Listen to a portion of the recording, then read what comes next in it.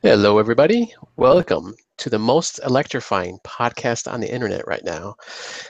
You are watching, listening to Enough to Keep Going, episode number 4. I am your host, Osiris Prime, and tonight I got DBQ Hams and Mr. Zeux. Guys, how you doing tonight? Good, good. I got you on that one, trying to didn't think about how to, now I'm just thinking, it's electrifying. Woo! So I am not sure how to follow it up, Prime, so just go ahead and keep us rolling. All right. Stealing that from The Rock, by the way. That's where I got that from, if you're a wrestling fan. Anyways, we are here tonight. But where's your eyebrow then? If you're going to steal it, no. you got to do the eyebrow. I should have done it. I didn't even think about that.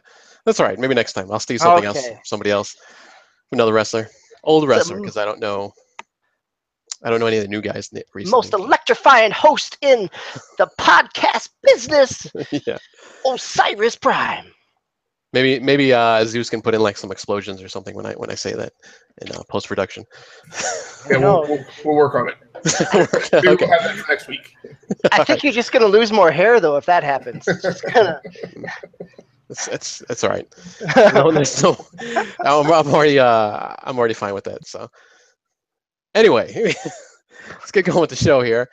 So we'll get to our playlist here in a little bit, but first let's go with our topic of the week, which is our mid-year review update, I guess, if you want to call it that. So we're halfway through 2017, and I guess we just want to talk about some of the games we've been playing, maybe if we have a game of the year contender yet, and just some other things that kind of pop up. See what's going to happen. Any publishers or anything like that have jumped out at us. So guys, do you have any game of the year contenders yet? DB? So I think probably the two that I've played and the two that would probably make, not be a surprise to many people would be Zelda Breath of the Wild and Horizon Zero Dawn. I've had a chance to play some of the other ones, thinking back in the spring of MLB The Show and Nier Automata or Automata. But I think the scope and design of both Horizon Zero Dawn and of Breath of the Wild, I'd probably put them up in not only the top games of the first half of the year, but they'll both end up being kind of conversation contenders when the year ends as well. So Zeus, I know you've played Horizon Zero Dawn. Does it hit on one of your top games for this year? I have also played Breath of the Wild, so don't shut me out. Yeah, it's definitely up there. It tickles a certain itch, kind of akin to Destiny, except it doesn't have the extra world elements in it, right? The multiplayer and the online persistence. But as a single player experience, it's definitely up there, and gives me that puzzly but not too platformy kind of solution solving, solve for X kind of gameplay riddle, right? Like I talked last time about taking down I forget what it is, the spike tooth or the sawtooth, the first one that you really have to use traps and everything against. Up until that point in the game, everything you can take down just with the combat methodologies that you've learned from your mentor. But this is the first one where you can't just take it down by taking it head on, and that was an intellectually rewarding experience. So with a game that's chock full of elements like that, it's definitely up there. Yeah, I remember that sawtooth encounter. Yeah, I think that is the name. It's that first kind of right before your kind of tutorial is finished, that there's that piece. But then even once you get out into the larger world, I think you're right. The variety of combat options and the more layers that you can do, I think that the combat in Horizon Zero Dawn for me is more rewarding than the combat in Breath of the Wild. Right. Although I will say I just picked up Breath of the Wild again this past week after letting it sit since March. So I need to get back into the combat, but I think they scratch different itches in terms of kind of the scope and exploration, the ability to, I also felt kind of the flip side of playing Horizon Zero Dawn after playing Breath of the Wild, that I wanted to climb everywhere, and I was stuck back to kind of the traditional video game aspects of looking for the glowing ledges to jump to. So, you know, they have different strengths, but they certainly have their own weaknesses as well. Yeah, I agree with that. And I was just, while you were talking, and even before I'm going over my list of every new game I've played this year. HCD is definitely up there. You know, there have been a lot of, you know, we've kind of touted throughout this year how this is like one of the best years of gaming ever, that there have been really solid games. And that may be true. I just don't know that there's a ton of standout games. Like, they're all games that are, I guess, what I would call really solid. And there's plenty of them. But as far as like breathtaking, like groundbreaking games, I don't know that there's a lot. It's really a lot of taking formulaic approaches that have been done before and kind of refining and perfecting them. And that's all good. Notice that I don't think any of us called out Resident Evil 7 as one of the Game of the Year contenders, despite the strength of that game and its media reception. So it looks, like I said, it looks like a pretty strong year, but I don't know that it's, you know, groundbreaking. I mean, Prey was in that group of early first half of the year releases too, and it's nice, and it has some neat tweaks to the formula, but it doesn't, again, it kind of doesn't break out into that, you know, seminal type of game experience for me. Yeah, I was even trying to think back of other games that we haven't talked about on this podcast yet.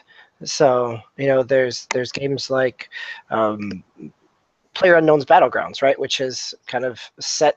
It was the top on the Steam sales, even during the summer sale, right? It was never on sale, right? And so it was Xbox's big get for E3 of having a console-based version there. Whether or not that counts as a fully released game, since it's still in early access, or if it's just a new tweak on some of the mechanics, like Zeux was saying. Probably, I cut you off. So what were you going to say? No, sorry. I was just going to say, does that say something about the industry itself? Like, are we kind of in that stagnant kind of area where, you know, they're just kind of pumping out, you know, sequels and just kind of same kind of games here and there? Well, I guess maybe one challenge question we should ask ourselves is: did any of us play Nier Automata or Neo? No. So I played Automata. I played Nier. I, you know, am not qualified to speak on it because I haven't finished even the first ending. I loved the combat in it. It was one of the more satisfying kind of, you know, going back to that juggling of Devil May Cry, you know, it's very satisfying combat, and the scope of it, you know, and the way that it mixes up camera angles. So sometimes it feels like a traditional or a modern over-the-shoulder third-person action game, and sometimes it feels like a PlayStation 2 or even PlayStation 1 kind of over-the-top action game. You know, so I really enjoyed it. It is something I will probably look for in the second half of the year on sale. But whether or not, you know, I think it's from listening to spoiler casts on it and things like that, the narrative that it's trying to tell and the way that it's trying to tell it certainly does something different with it. You know, I think part of the reason that, as I brought up PlayerUnknown's Battlegrounds, part of the reason why that has kind of caught a foothold is that it isn't just the, you know, sequel X or the new version of Y, right? I mean, Prime, I think you're absolutely right, because if I look to the fall, there's very few games that feel kind of fresh and exciting that aren't, you know, just the newest, prettiest version of sequel part 2 or 4 in some cases. Yeah, you got, I guess, some potential standouts, like, well, I guess it's not for the fall, but like Sea of Thieves, and there's another one I was just thinking of, and now I forgot what it was. But then you have ones like, you know, like Crackdown 3, that's obviously just third-person action game, which is, you know, obviously a sequel. You know, just got those kind of games just kind of rolling out, and I guess good or bad, that's fine. I mean, as long as they're good, you know, as long as they're a good to great game, I guess that should be fine. But I don't know. I just hope it's not more of the things to come for the, you know, the coming year and even the fall. I mean, we got Battlefront 2. That was the other one I was thinking of. Obviously, we got Call of Duties and even Assassin's Creed. Yeah, it took a couple of years off, but, you know, it's still probably going to be more or less the same Assassin's Creed. I mean, I haven't seen too much of it, so I don't know. Yeah, I think that is probably a discussion that right before we hit into the fall of thinking about what are those fall releases and where are the new ones. I think outside of something like Super Mario Odyssey, but that's even a sequel to a Mario game, right? There's the Evil Within 2, which is more of the Evil Within. Middle Earth: Shadow of War, again, lots of what should be really good, solid games in different genres, but they're building on they're building on previously established mechanics and ideas. And so it'll be interesting to see where those surprises actually come. What is that game that is kind of either under the radar or is going to be a small release that does something new that we're not expecting. Yeah, we might have to look at those, the indie titles and stuff like that to catch that newness, that the fire, in gaming and stuff like that, which is fine. I mean, obviously for me, I play Call of Duty pretty much every year, and all those shooting games, Battlefield and stuff like that. So I mean, I don't want to crap all over the industry by saying that, but you still want to have new stuff coming out and new IPs and just new ideas. Hopefully, Assassin's Creed will give us something new, and Battlefront maybe will give us something new. So we'll look forward to that. As for me, I haven't really bought anything this year as far as new stuff, so I can't really say game of the year. So I'll kind of just pass on that, and I'll jump on to one of our other topics, or I shouldn't say topics, but one of the questions here, kind of jump down the list here, if you don't mind. As far as what we've been getting, as far as what we've been buying this year, any big gets that we've gotten during the summer sales. Xbox had one, or is just actually theirs ending today, I believe. You had the Steam sale. I'm sure we'll have other sales, here and there, PSN and maybe the eShop. I don't know if they have sales, probably. But I got Injustice, the first original one, back on a 360 because it's backwards compatible. So I was playing that. That was good. And then I was trying to think. I was looking back on my list, and I really didn't have too much that I've bought this year. I've been pretty much just playing all the same stuff from last, the end of last year. But as you can see behind me, I've been buying a lot of Toys to Life stuff, especially Disney Infinity, because they're obviously the game's gone, so they're fire sales pretty much every week almost. So I've been buying a lot of those. Lego Dimensions. There's been talks, rumors that maybe that's going away, or that's going to end its life soon. The game itself, I don't know if they're talking about the game or just maybe this first Lego Dimensions. Maybe there's going to be a sequel. Who knows? I mean, I don't think there's been any official word, but those go on sale every once in a while too. So I've been getting those. I've got like a whole shelf over here. So now, Prime, are those, and I just say it because I'm confused because I'm just now entering this world in many ways. So are those all figures, or are some of those Amibos? Well, no, the Amibos I never see on sale, so I rarely buy those because those are always full price. But these figures, like the Lego Dimensions and the Disney Infinities, those are just the regular figures that they've always brought out. So. So Zeus, not to correct your geek moment, but last week you were talking about Amibos and Skylanders, and the only Skylanders Amibos are a Bowser and a Donkey Kong that work as both an Amiibo and a Skylander. Otherwise, they are just Toys to Life Skylanders. So regardless of the system that they work for, they are there's a difference there. Oh, you just went 120% nerd on me. I did. I did. Yep, no problem. I took notes last time when we talked, and I was ready to improve it. So actually, there are two toys, but there one's an Amiibo, and the other ones are technically not. Sorry, I had my Star Wars moment last week, so you had yours today. That's right. There were only two that specifically switched, and there was a partnership, and it was detailed on the page 4 of my Mario wiki. If you forgot to put your glasses up, there we go. Thank you. Thanks, Zeus. That was good. Thanks for keeping me honest.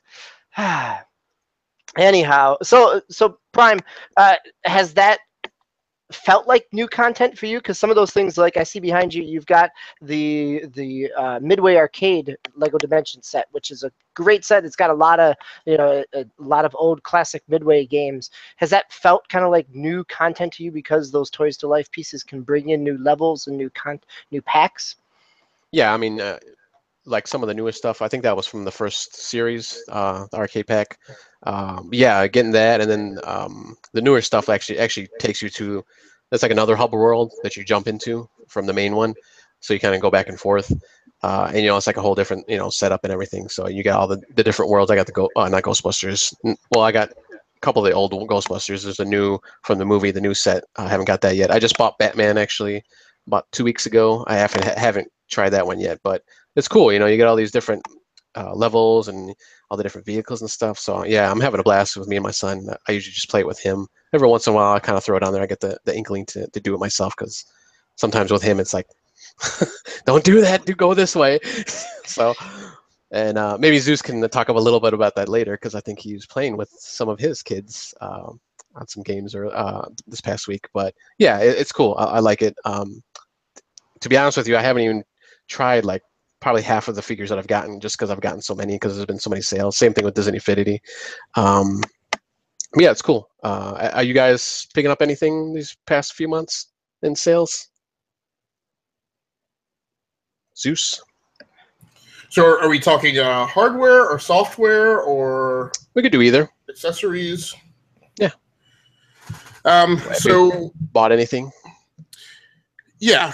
So I think we talked last episode, in our gaming regret episode. I mentioned. Sorry, I'm adjusting my mic here, so there might be some noise. I mentioned that I was walking up on my mid-year upgrade. So that's what I spent a lot of the weekend doing. Although I didn't, I elected to not build new PCs at this time, so I didn't actually do any assembly, but I did have to do some setup. And I guess one of the neater things is I didn't even realize it until I think today. Like, so I'm now ready for the arrival of the Xbox One X, and maybe even to delve into the PS4, because this whole time I've been thinking like I mean, oh great, I need to get a 4K TV, right? Well, one interesting thing is there's no such thing as a 32 or 37 inch 4K TV, as far as I've been able to find. They're all 43 inch minimum, mostly 43. And that's too big for the computer lab. Like I'd have to be sitting at like another workstation on the other side of the room to look at it, which, it's more than I wanted to have down here. So, but I really didn't think that, consider that 4K monitors are perfectly fine. So I picked up one earlier this year, and that was like a 2016 model of an LG monitor.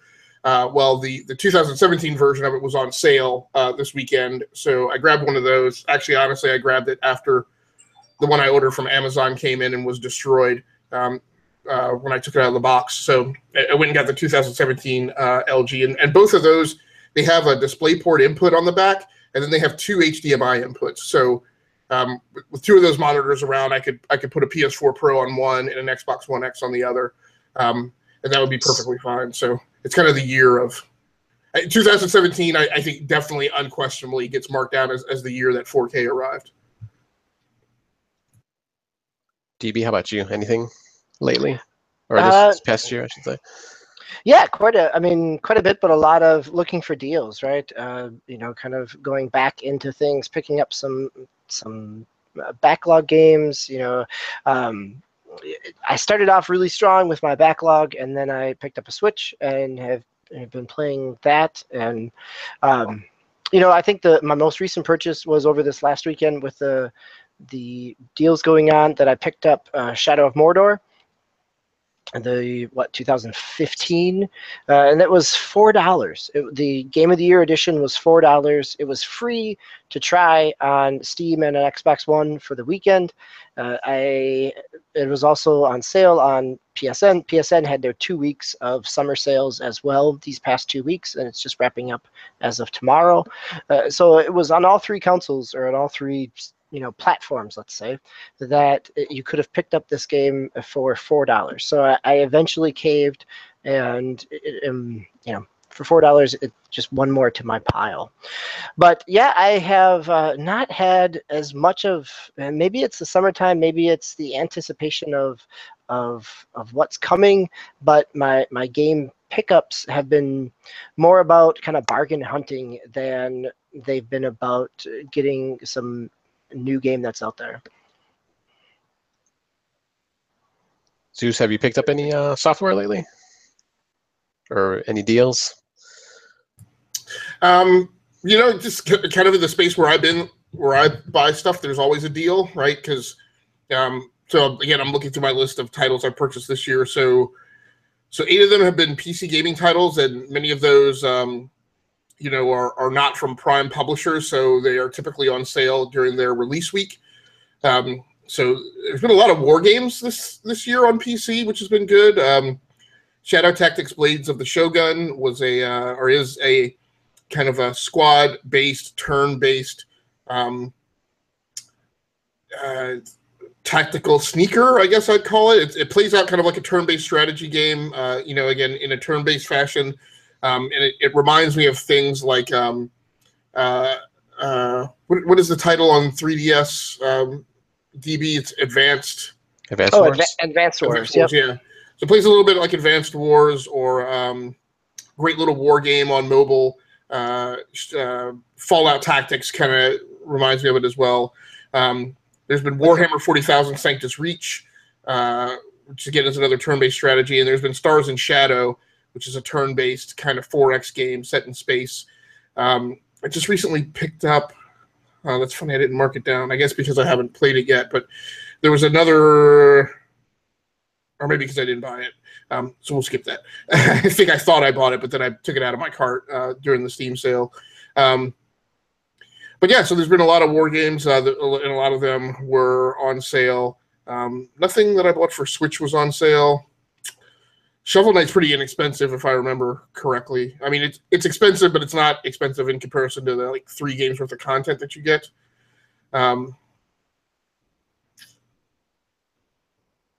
Yeah, that's kind of all I can say. So it's not so much been that any one thing has been on sale. It's just that the business models are such that these things are, I don't want to say perpetually on sale, but there's always a deal out there somewhere, and it's often like for a game that just released. So, and even we haven't really gotten into the thick of it, but I'm sure we'll see it during the holiday season. And of course, there are going to be games that release at decent prices that you get the core game plus some type of DLC along with it, or VIP passes for Forza, which and I understand people are strapped for cash sometimes, but I would just definitely say if you're going to buy Forza, just buy the VIP pass, right? It pays. I shouldn't say it pays for itself, but you just get so much content over the duration of the game, and I feel like when I buy the VIP pass, you get your feeling of your return on investment just lasts for more than those first 30 to 60 days. So, and even now, I think they come out with things that are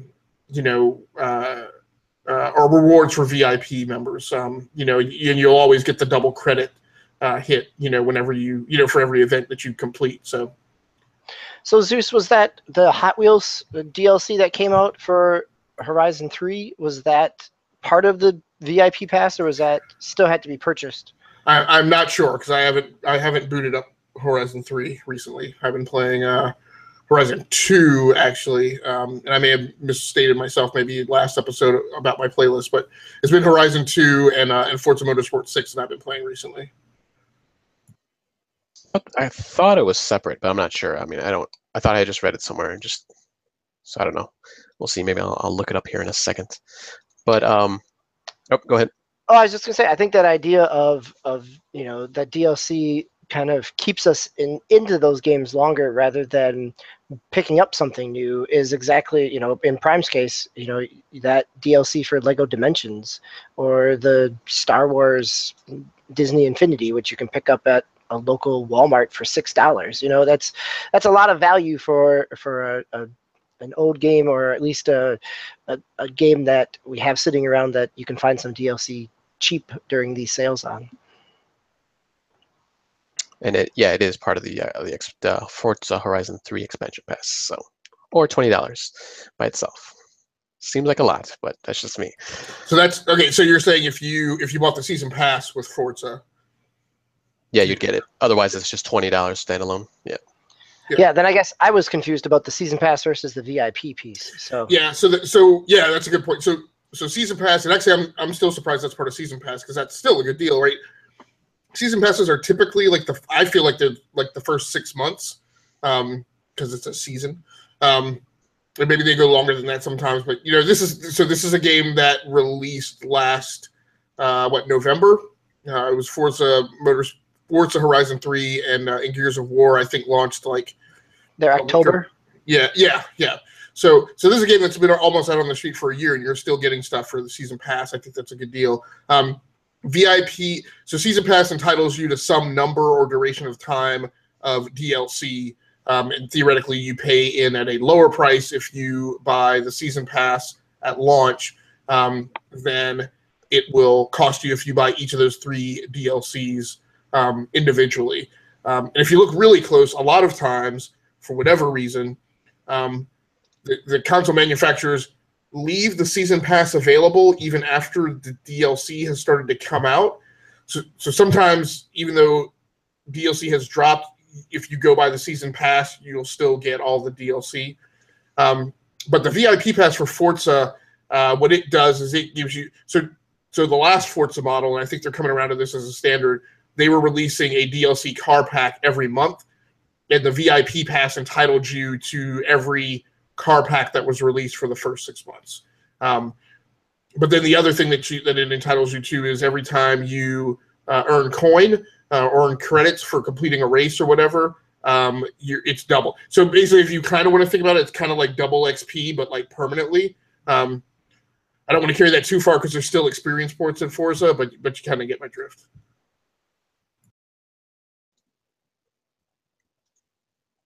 Sorry about that. I was having some technical difficulties there. I froze there for a second, at least on my screen. I don't know if you guys had any problems. But anyways, I think I got that sorted out. So like I was mentioning, I didn't buy anything new this year. A lot of old stuff. I actually been playing a lot of the, I'll jump into a lot of the stuff from live that's free from Games with Gold, or just the free-to-play stuff like Paladins, which I didn't really, I mean, that was fine. That's, wasn't a big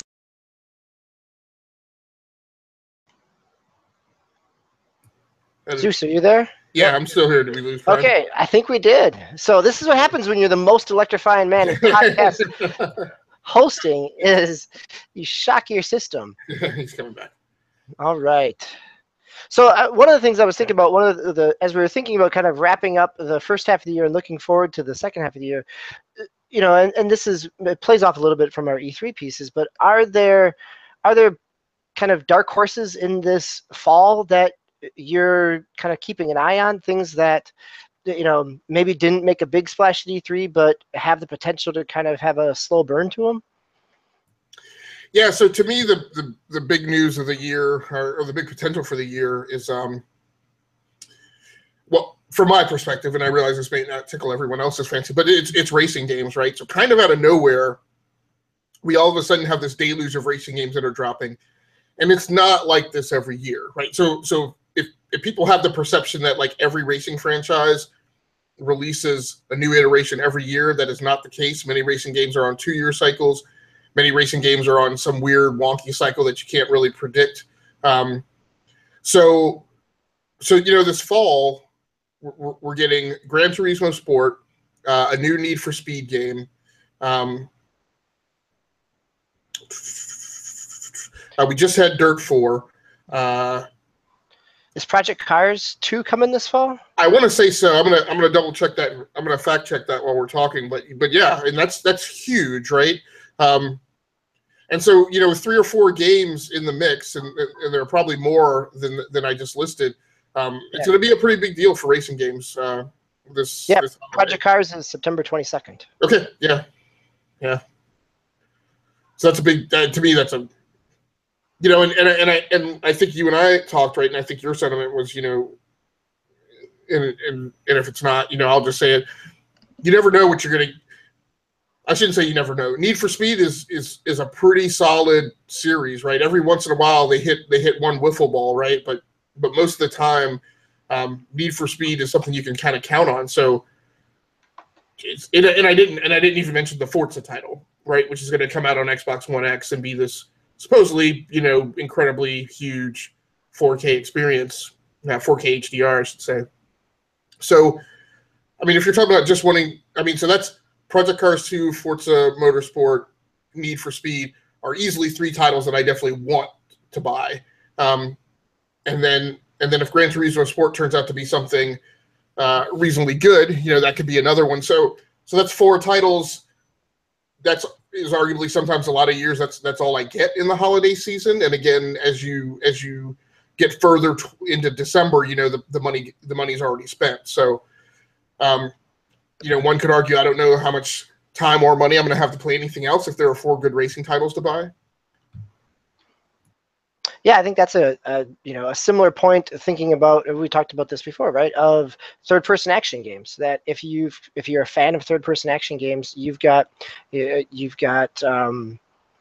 blanking on it, right? Agents of Mayhem, that one. You have Agents of Mayhem and the Uncharted game, the Lost Legacy or whatever it is, coming in August, and then you roll into October, and you've got Middle-earth Shadow of War, which I think could be kind of a long burn game. I think looking at some of the systems that were there, I'm not really excited about it, as I've waited for 2 years to buy its predecessor for $4.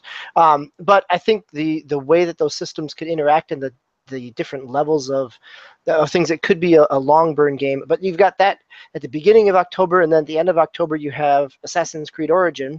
So you've got 4 third-person action games coming right then, and then you still get Crackdown 3 as well. So any 2 of those would probably keep you busy for a good chunk of the fall. But to have 4 to 5, same with racing games, that it's going to give gamers a lot of choice, and it'll be interesting to see if there's a critical mass that moves one direction or the other, or if the online base changes for some of those, or if, especially with racing games, right, that the dynamics are different enough that you can jump into a Need for Speed to get your kind of arcadey action, and then Project Cars is going to give you something a little bit different in physics modeling and a feel to it as well. So there's a plethora of games in kind of those genre staples that are coming.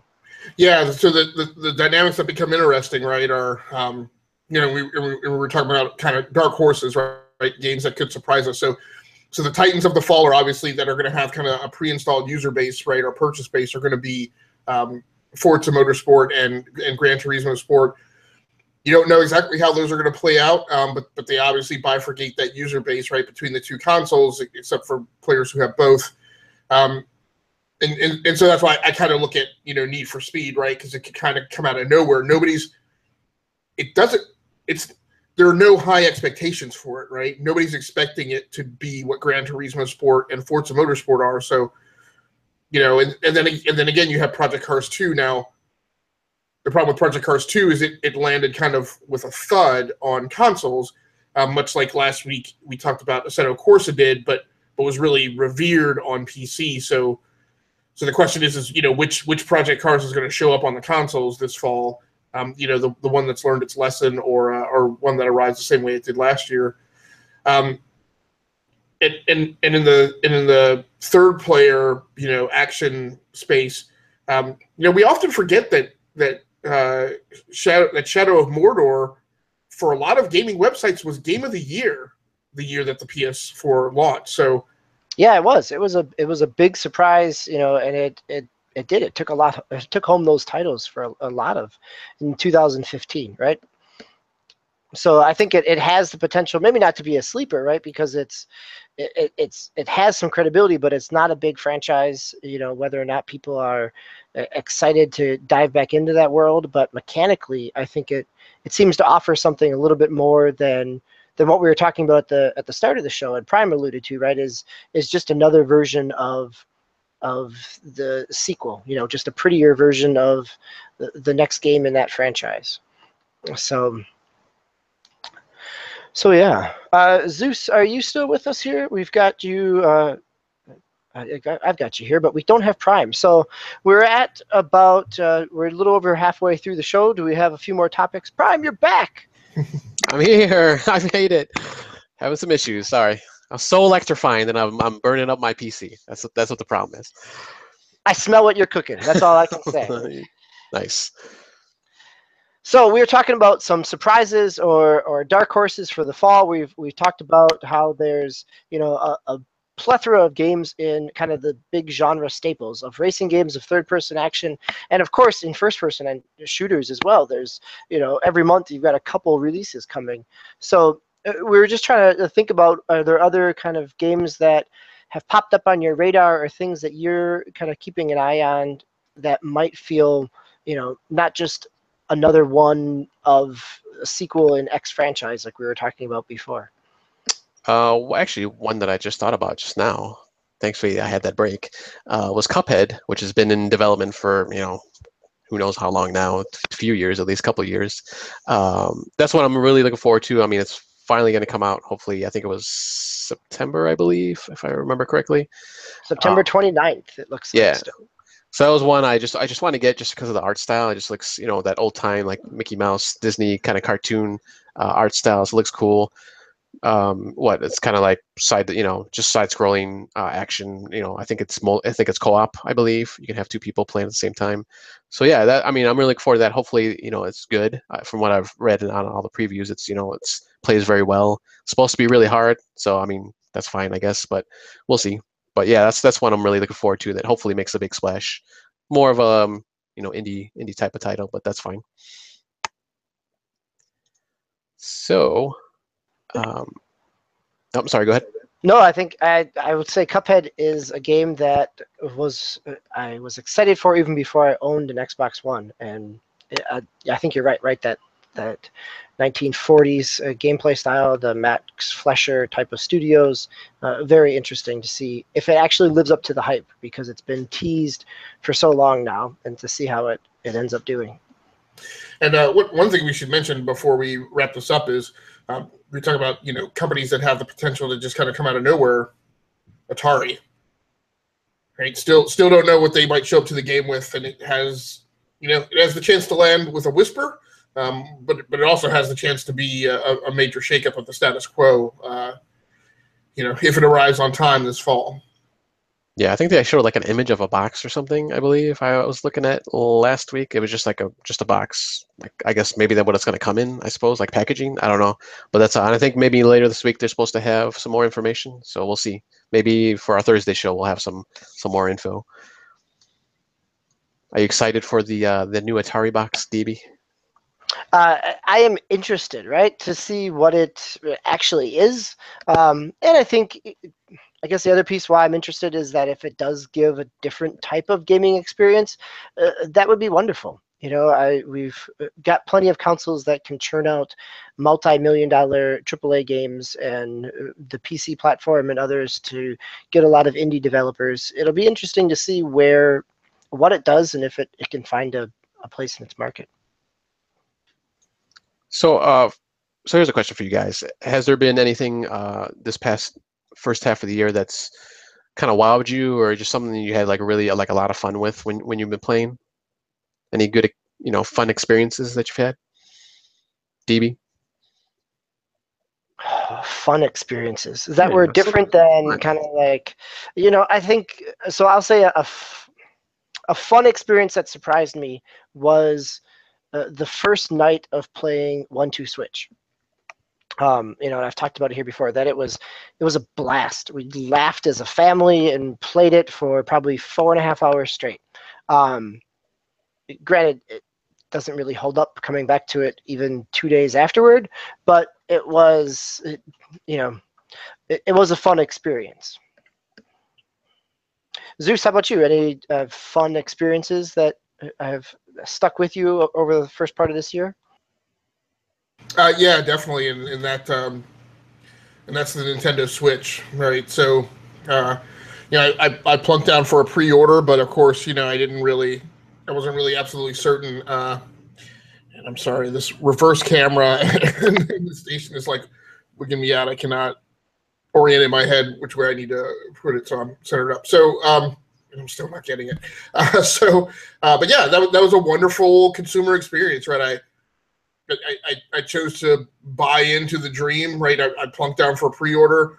It's very catch and go, and what rewarding consumer experience isn't.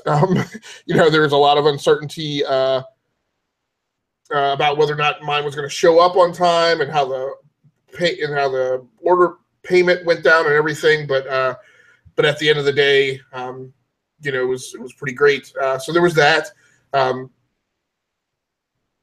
It's also been a year of, I don't want to say recycling gear, but getting some things right that I've been working on for a very long time. Like the wheel and pedals have finally come along with their use, and we don't need to get into it tonight, but streaming services, right? So both Prime and I have both kind of discovered Beam / what's it called now? Mixer, and that's been solid. I've gone back to try out Twitch, and Twitch has improved since its acquisition under Amazon. I'm going to sign up for Twitch Prime, and gain whatever benefits that now you get from being a Twitch streamer and having an Amazon Prime account. And YouTube streaming has steadily improved. So yeah, I mean, those are the big improvements, or nice gets throughout the year so far. Yeah, and as for me, I'm gonna go back to a game that I bought first last fall, is Rocket League. I'm still having a ton of fun with that game. They keep updating and improving it. Some of it, well, I won't say some of it. I'll say half of it's probably more aesthetic. Just more skins and wheels, and you can change out all your wheels and skin your car. You can put decals on it and stuff like that, which is fine. That's fine. But they do add modes, and there's just some things that's been there that I didn't even notice before. Like there's like hockey type game that you can play. It's basically, instead of, I think I've mentioned this before, instead of a soccer ball, which is the normal mode, you have a giant hockey puck, so you're playing hockey basically. So that's cool. They're just throwing modes and stuff out there. They just had their big update. I think I mentioned this last week. They changed some interface stuff. Once again, they added more skins and stuff like that. But I'm still having a ton of fun with that game. Every once in a while, I'll find somebody that I can play with that I know of online, but mostly I'm just playing by myself. I haven't seen too many of my friends that have actually gotten it and played it. So, but this is definitely a game you can just jump into with a bunch of randoms. You can even play it offline if you want to. There's seasons that you can go through. So, yep, just having a ton of fun with that. Anything else, you guys? No, we can keep on moving. All right, cool. Keep the charge going. How about that? That's right. So let's, if you wanna, let's jump into our playlist then. DB, do you wanna jump in there first? Sure. Mine is relatively short and sweet. This topic got me thinking about what games I really enjoyed over the past first part of this year, and I realized that I haven't gone back to Breath of the Wild in a long time. So I pulled it up over the past weekend. In part, I pulled it up also because I picked up a Twilight Princess amiibo, one of the store exclusive craziness where they're hard to come by. So it is an amiibo and not a Skylander. There's a difference. So I just want everybody to be clear. Thank you. Is that okay for you, Zeus? Can we move on now, or? Yeah, I'll be sure to return your swing line stapler. Oh, put it back on this corner of the screen. It goes over here. This is where the stapler goes. Can you please put it back now? Thank you. So yes, I've been playing. Anyhow, so audience, if you're still with us, thank you. We are really just charged up tonight. But no, I played Breath of the Wild, and I did get electrocuted once in that as well, but I also burned alive climbing up to the top of Death Mountain way before I probably should have. So I played it over the past couple of nights. I realized that I never even finished some of the early tutorial pieces. Like on Friday night, I talked to Impa for the first time. But really, my whole point is, what do I see in the distance, and kind of figure out how to glide over there, climb up to the top part. Instead of, probably need to build up some hearts, but I've been building up my stamina so I can just keep climbing. And it's been fun. I've gotten to towers that I really shouldn't have gotten to yet. I've been able to cook extra food to get increased stamina and stop myself halfway up and keep eating and climbing. So it's been an enjoyable kind of relaxing game to get back into, and trying to avoid combat because it's not nearly as engaging as Horizon Zero Dawn, as we talked about earlier. But so that is really all I've been playing, and the truth is I'm okay with that. It's been very comfortable to just kind of lose myself in it for a couple hours each night. So that is what I've been playing on my Switch. But Zeus, it looks like you've been playing something else on your Switch as well. Yeah, so I mentioned last week that I'd finally gotten into Skylanders Imaginators, which has been part of our running bit comedy humor segment tonight. And I played a little more of that. Unfortunately, I didn't get a lot more done last week because part of what I was playing was what to do for an upgrade and then set up your upgrade. But I played a little more Skylanders Imaginators. I corrected the failure of defeating the first boss from the first gaming segment that I talked about on Monday of last week. And I went back and defeated that boss pretty easily. It was just a matter of me not really understanding that I was actually in danger. So, because it's a little hard to extrapolate from kind of the Saturday morning cartoony graphical style to the notion that you could actually perish. So I was able to complete that. Did you realize? Go ahead. Sorry to interrupt. Did you figure out the whole like switching piece of characters? Because that was a question from last time. Yeah, so I didn't run into that this time because I defeated the boss.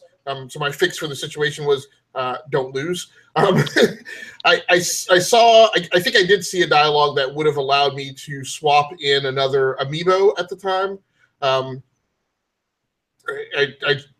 choose to call them all Amiibos for right now. So I think I did. Don't get DB started. So I have one other Amiibo, which is Kingpin. I'm not sure. I have a Tower Crystal or Crystal Tower or something. That's not a playable character, so I don't know exactly what it does, if it gives you life back to revive another character or something. But excuse me, Zeus, can I interrupt you for a minute? Yes, by all means. Your Tower Crystal that you're speaking of, I believe, is called an Imaginator Crystal, and it allows you to create a new character and design it all your own, and use your imagination, and then it saves it onto the crystal, and you can load it back up. So it ends up being a third playable character for you. But okay. The bad part about it is that you can only do it once, and then you're stuck. Okay. So I will definitely I'll definitely reserve that for an activity with my daughter. So Saturday morning I was playing the game and had just kind of finished my session, and was at a point where I was going to put the game down and move on, and that's when my daughter woke up and came down, and she wanted to play, and I was back at kind of the world map, kind of at the Nexus, and I was like, she can't. Having defeated the boss, I now know that I'm at my save point, right? So if she, has a problem from here on, it doesn't really matter because I haven't played beyond that point anyway. So she jumped on and played for a little bit. So it was nice to discover a game that was of the rating content or content rating that I would be willing for her to play, and also of reasonable, mechanical approachability that would allow her to kind of get into it with me coaching her over her shoulder to get through some levels. So that was a pretty neat experience. It's kind of the first experience of that type between she and I, right, as a father-daughter duo, because everything that she's played up to this point has just kind of been like, games for her age, right, on the iPad or something, and we don't play those together. I help her out when she gets stuck. But this was the first experience of like us sitting or standing side by side, right, and approaching a game, together. So it was pretty interesting. So did she enjoy it? I mean, I love those moments as a parent. She, she went through some of the things that kids always go through when they're approaching, right. So she wants to do everything well, right, and so it's her first experience really struggling with. The frustration you often experience when you first start gaming, right? So she asked me later that day and later over the weekend, if she could play another session, and I was like, no, one session is enough for you, because you kind of got upset with it the first time. So I've got to work out in my head what that looks like, and I hadn't really thought through it. But but yeah, she enjoyed it for moments during the game, but then those points of frustration, I was like, okay, you need to, it's very much like that scene in The Princess Bride, right, where Fred Savage would get upset at certain passages in the book, and and Peter Falk would close the book up, right, and say, I think you ought to go to bed now, right? So we had a few of those moments while we were playing. No, Grandpa, keep reading. How old is she? I'd rather not say on air, but okay, that's fine. She's young. She's okay. She's not. Yeah, she's young. Okay. No, I was just because I know those frustrations when when they're first starting out, and my son's almost 7 now, so he started out last year. Really, he kind of like your daughter. He was starting off with iPad stuff and iPhone right. stuff, just little things, and then he got into the real game, and he just got frustrated right away, just because he's a kid and he doesn't understand. So, but yeah, it takes some time, but they'll get through it. I will say it was a better experience than the previous weekend where she wanted to play. She came down and saw that I had the wheel and pedals hooked up, so she has played for a while on like what I call dummy equipment. So like she'll come down and ask if she can like bang away on the keyboard, and I'm like, yes, that's fine. That computer's not on. But last week she came down and saw the wheel and pedals, and then asked if she could play with the wheel and pedals. And I was like, yeah, sure. It's But then she came in once and asked, and the computer was running. I was like, no, you can't touch them now. And that led to, because the computer was on, and that led to her asking if she could actually play the racing game. That was the week I was playing Assetto Corsa, which is arguably not a game for many adults, much less a child of her age. And it wasn't really practical for like one of us to be pushing the wheel and pedals while the other turned the, you know what I mean? So that was definitely a better experience than trying to play a full-blown physics simulator racing sim. Nice. All right, so that's it. Just the Skylanders you played this past week. How is it that I played more games this past week than both of you guys combined? Doesn't make any sense. So what have you been playing? So I've played a few things this past week. So I played all of this on Xbox One, of course. Black Ops 3 I played a little bit of kind of during the week last week. Minecraft I jumped into once again, just kind of going through some of the update stuff that they've dropped lately. Rocket League, of course. Now, were you playing Black Ops 3 out of guilt? Because is this one of the games that you said was the only one that you had a disc snapping experience with? Before? Oh, no, that was 2. That was Black Ops 2. So, gotcha, yeah. Gotcha. No, I'm fine with 3. I don't have any problems with 3. Plus, it's digital, so I can't break it. Which one is it with the dog? Was that 2 or 3? That was Ghosts. I think actually had the dog. Okay. That followed you around. Yeah, that was fine. I didn't have any problems with that. It was just a multiplayer, just spawning and stuff. I'm not gonna get back into it, anyways. So, Minecraft, Rocket League once again, just playing a bunch of. I actually wanted to stream this weekend, but I just totally forgot. I don't know what's with me lately, but I got to jump back into streaming as we mentioned earlier. So I want to hopefully do some of that this week coming up, maybe tomorrow, because I'll be kind of my own tomorrow. So I'll hopefully get on to do some streaming. But then I picked up a new game. Well, I shouldn't say picked up. It's a free-to-play game called Crossout. I don't know if you two have ever heard of this. It's a vehicle combat game. So it's set in a post-apocalyptic world. Basically, it's kind of like Mad Max-ish type of world. So you build these vehicles. And you can do, player versus just the AI or player versus player. One part of it, and I'm sure Zeux, this is going to be, number 1 on your list, but you get to do crafting in it. So you can actually craft different parts. It's not actually. Go ahead. This is crafting in a combat racing game? Yes. So you craft different parts. Yep. This is like basically Twisted Metal with crafting in it.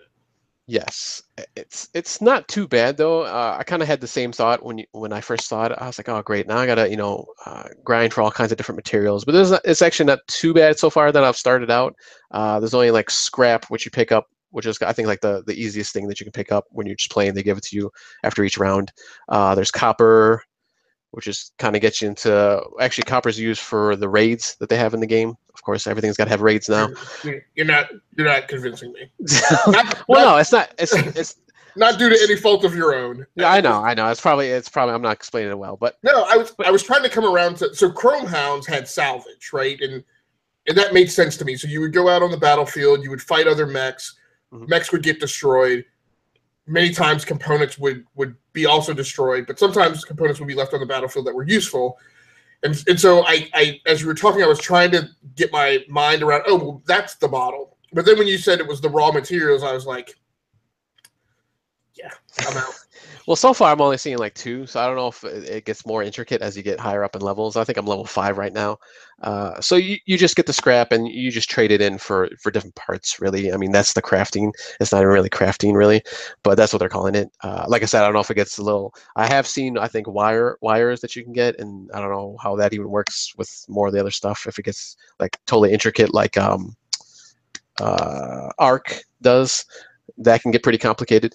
But so far, it's not too bad. Or you could just play a game like Forza Motorsport and earn credits when you finish a race and then go buy upgrades. It's true. But you can't put like these big spike swords in the front of your car, I don't think, in Forza. So that's pretty cool. So yeah, there's different components. You know, you can have machine guns. You can have, like I said, big spikes. I was actually watching some videos earlier today during my lunch hour at work. It was during my lunch hour. Really, it was. And there's this big spider thing that you can build eventually. So maybe some of the wiring stuff gets involved with that. I don't know, but it's pretty cool. Actually, I'm really enjoying it. You can actually break down your car, like your beginner car that you get, truck, and like just totally do it from scratch. You know, you have the chassis, you have the the board, the side paneling and stuff, and the back of the truck, and you can do all these kind of things. So it's kind of cool. I'm getting into it. It's slowly but surely. I've watched some of these videos today, and I'm kind of learning this. And there's a market that you can sell stuff, and it can get pretty intricate. So is this an indie game? I believe so. It's developed by Targum Games. Okay. Targum. I'm not sure. So go ahead. It was pretty low cost. Oh, it was free to play. Okay. So, yeah. I mean, so that's fine if you're Yeah, and of course you can obviously you can buy money so you can get the higher parts faster, but right. It's gonna happen, I guess. That's cool though. It's multiplayer, you said. Yeah. So you can do, like I said, you can do against the AI or P versus P, person versus person. Mm-hmm. It's published by Gaijin Entertainment, and I was kind of looking at their site here, or not site, but their post here on Wikipedia. And they do a lot of war games, and like combat simulator war games and stuff like that. So you might want to look into them if you like those. I know you like those war games type of things. So, but yeah, this is their latest game. Actually, they kind of got a few different things here: space game, space flight simulator, MMO that they've had. Star Conflict. I don't know if you guys ever heard of that. It's back in 2012. Fantasy game called X-Blades. I think I heard of that one. I think that was more like a hack and slash game, I think. But anyways, that was on the consoles and PC. But yeah, I'm really enjoying this game. I'm trying to think how many people I've had on my team. I think it's 8 on 8 maybe. So fairly large teams for a console at least. Pretty big area that you start out in. The first like missions or whatever you want to call them are just like basically a team deathmatch type of thing. Or you can actually go to their base and capture it, kind of like in Battlefield, where you can do I forgot what it's called now because I haven't played in so long. DB, help me here. Where you capture the different points. Sure, like a control point type of thing, or but in this game it's just the 2 bases. There's not like multiple areas, so you can just capture that base and you'll win automatically that way. So a couple different ways, and like I said, there's raids where the one I've done so far is there's a cache of, like, I think it's ammunition or something. You pick that up. You have to go to it. You sit on it for like 10, 15 seconds. You pick it up, and then you got to get to the exit, which is on the other side of the map. So it's kind of cool. I think there's other types of games. I haven't unlocked those yet, so I don't know what those entail yet. But yeah, I'm really enjoying it, and I kind of like how you can build your vehicle. That's kind of cool. I always like the customization. I don't know if you guys ever played Banjo-Kazooie Nuts and Bolts. Kind of reminds me of that. It's not as nuanced, I guess, if you want to say. You can't. There's like sticking points on the vehicle when you're moving your piece around, so it kind of just like snaps to it. So that's kind of cool. I think in Nuts and Bolts you can just kind of pretty much put anything anywhere, I believe, if I remember correctly. But it's cool. I'm liking it so far. So this is on Xbox One, or Yes, it's on Xbox One and PC. Let me see real quick, and PS4. Yep. So on all the consoles. I believe it just came out recently. I just saw it. I can't remember where. I think I was on one of the CAG, or not casual gamers, but cheap ass gamers. One of the forums I follow, just like an Xbox free forum that they have, and I think it popped up on there. So, I just jumped on and grabbed it. Usually, those type of games, I'll just jump on and grab and jump into it. But this one, I might keep going, see how it goes. Like I said, if it gets too intricate, I don't know if I'm going to keep going with it, just because when once you get higher up, you're gonna have people just buying stuff so they can with real money to win. So I don't know. We'll see how it goes. So yeah, it shows on here that it was a 2016 release. Okay. But yeah, what's interesting is because you said I should check them out, as a developer of choice, and that they might have games in my wheelhouse. What's interesting is supposedly they may have a first-person shooter coming out this year called Enlisted. So, I have to look around for news on that. But yeah, so I have actually played some of these guys' games because I guess they did expansion pack and DLC work for Maddox Games, which I think is a Russian company. The Russian company that does our Polish company. Maybe they're a Polish company. They're the Polish company that does IL-2 Sturmovik. So they did Birds of Prey, their expansion pack DLC. And I've played this modern conflict game on mobile. It was kind of one of the early kind of turn-based or RTS kind of war games, and has a name notoriety in the mobile gaming space. So yeah, it's pretty neat. Yeah, that's very cool. So yeah, I'll probably stick with this and play a little bit more this week and see. Maybe I'll stream that just to show everybody how much I suck in the game, because I've been getting destroyed a lot lately. So yeah, I played it, I think, like 3 or 4 days maybe this past weekend and week. So and we'll see. Are you playing that on the PlayStation? I'll play Xbox One. On Xbox One? Okay. Yeah. Yeah, I just unlocked actually another chassis, so I was trying to fool around with that. Now that I actually went back and looked at these videos, I kind of get a better feeling of how you should be doing everything. So, yeah, it's cool. I'm gonna jump back into it a little bit more. So it looks like we have run into our limit, our time limit here. Real quick, any you guys got any plugs that you want to throw out there real quick? Zeus, no? So I would just say it is Prime Day as we are speaking, and as Zeus talked about a 4K TV, the Amazon Fire TV 55 inches is $400. So, which for a 4K TV is a pretty good deal. But you're saying there is an Amazon Fire TV? Yes, there is a TV that is coming out, that came out this past month. It's by Element, is the brand. Yeah, right. So it's yeah, exactly. Enthusiastic. Yep. Which is but price wise, that's a very surprising. It almost it parallels the Amazon Fire phone, right, where they discounted it so much to try to get some market, but the actual refresh rates and other things of it are kind of in that kind of store brand model. So no, that is my surprise is I had a notification pop up while we were recording. Okay. Nice. All right, so I will give the people's elbow to this episode, and I'll take us out here. Please, if you enjoyed this video, like, subscribe, and share to it and the network, the E2KG network. We'll be back here on Thursday for our newscast. And we also have the Dark Matters, Dark Hypothesis show that you can jump on there and watch, where Zeus and I forgot the other gentleman's name. I'm sorry. Was it Dave? Yes. Yep. Dave. Yep.